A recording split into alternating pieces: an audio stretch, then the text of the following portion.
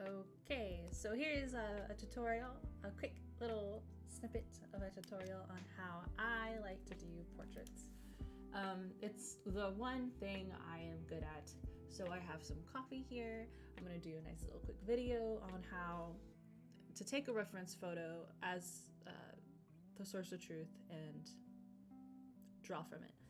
So today I have a free stock image, but honestly you can use any kind of image that you get.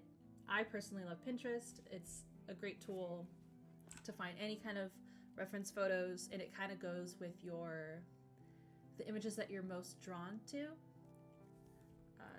So if you keep clicking on fantasy art, your algorithm is gonna keep shooting out fantasy art. So it's a very unique feed.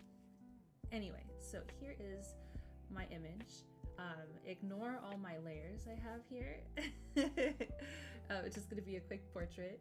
So how I like to start is pretty much with just a circle. It could be anywhere. It doesn't even need to match her head shape. It's just a circle for me to get rid of the nervousness that comes with drawing on a blank page. Using this circle, I know some people like to do a more circular circle to draw the eye line, but I just do some crazy shape to help get over that blank page. So a circle, it is tilted like an egg to the side a little bit because sorry if you hear my cat.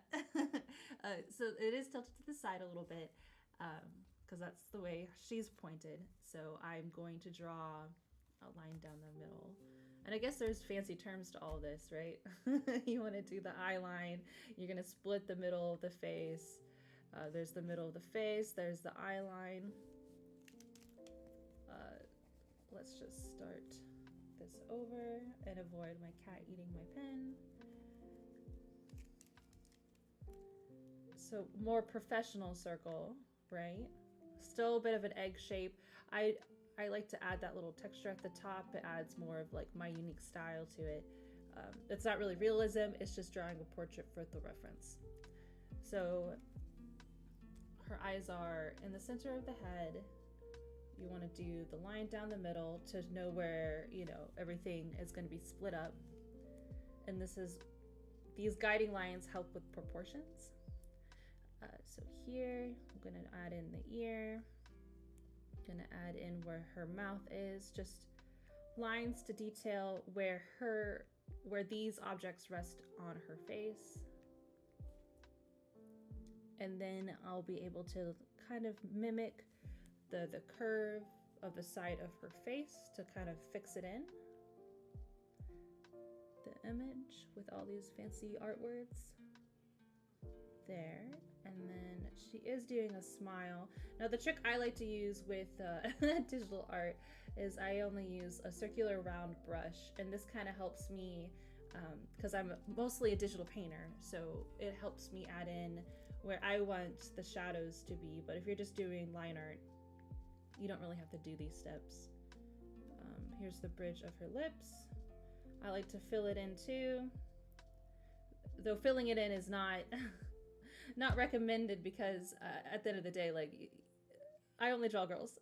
And so that's why I always fill in the lips. So whenever I go to a man, it's a little bit more difficult because I always want to fill in the lips. Though you can. It's not saying you can't fill in lips with a man, but it's a bad habit for sure. So there's her nose, and everyone's nose shape is different. So you just want to get that, the gesture of what her nose is. So over the line that I have where I marked where her nose is between her eye line and between her lip line, I'm going to try and mimic the shape of her nose. And what I like to do is, since it is a 3D image, is right between the top of her nose and the bottom of her nose, it's a sphere. So I like to kind of color in the bottom to show that there is going to be a shadow there. And it kind of adds with adding more dimensions to your portrait. So her nose is out.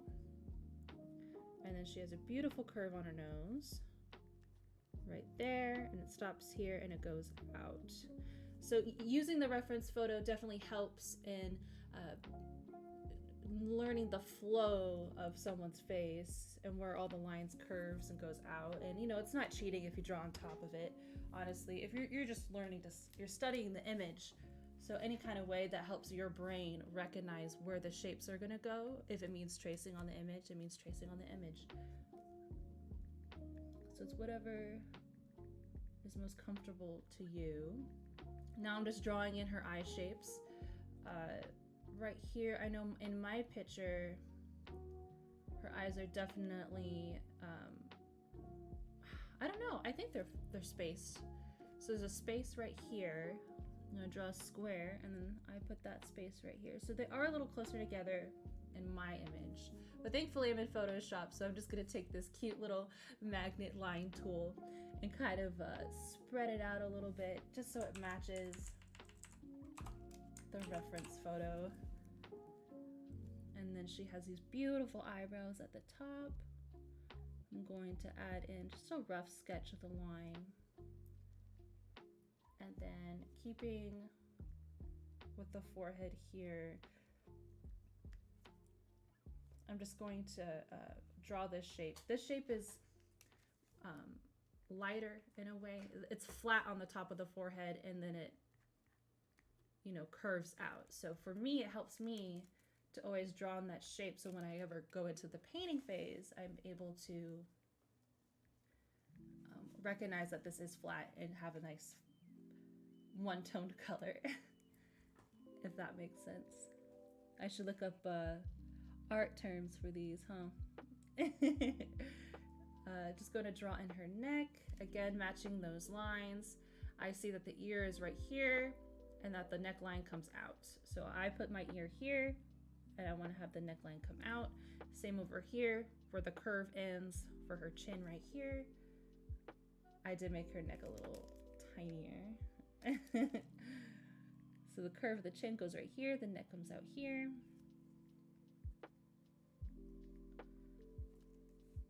And then she has the hair. And then for the head, obviously it cuts off like flat right here, but hair is, you know, it sits on top of your head. It's not your skull.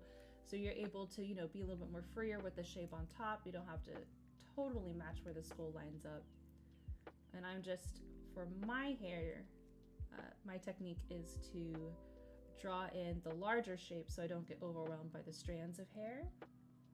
And then once I'm done into the painting phase, I'll go in and I'll add those individual strands of hair. So this is where the part of her hair is. Her hair is super messy because she was swimming. Been there. There, I'm just gonna add a little bit more hair over there. So for her eyes, I again used the coloring technique that I used for filling in the lips, just so I can see if the size of her eyes are going to match the painting. You know, if I just go in and draw in the line of her eyes, sometimes the white part will confuse me and it won't be like proportioned right. So I always like to shade in her eyes, just so I could fix it here in the sketch phase and not when I go out into the painting phase and I feel like I have to spend about 2 hours changing the eyes a bit. So it is a little bit of a blank space right here. So I'm gonna go ahead and define the sides of her face a bit more. And then just because I want to plan on painting this in, what I want to do is just kind of like map out her face a bit. So right here is going to be her cheek line. It's usually darker right here and lighter up here. So I want to add that in. So here's the ear for us. Here's the bottom of her chin for the sketch, the ear. And so it goes like this. So when I'm coloring, I want to make sure I use a darker tone. And that's like assuming that the light's coming from here. If the light was coming from the bottom, then this of course would be lighter and this would be darker. But this is just copying from the reference. She is smiling and she does have a couple creases. Again, I'm not really bad at creases, so I'm just gonna do a smile. I always feel like when I add in the creases, it's a great stylized way to see that someone's old. Like if you're in design or anything, so I avoid it. Though maybe that could be a resolution for this year, is to add in the creases. So for the ear, gonna pull her out. Yeah, and I guess this is gonna be the sketch. So from here, I'm going to add in just a little bit of the detail of her swimsuit. I'm gonna put her on a yellow background so it really helps bring out the skin tone. But yeah, this is gonna be video 1. Video 2 is I'm going to go ahead and add in the underpainting. So yeah, it'll be in the below description or wherever I'm uploading this. Yeah, thank you. To the next video.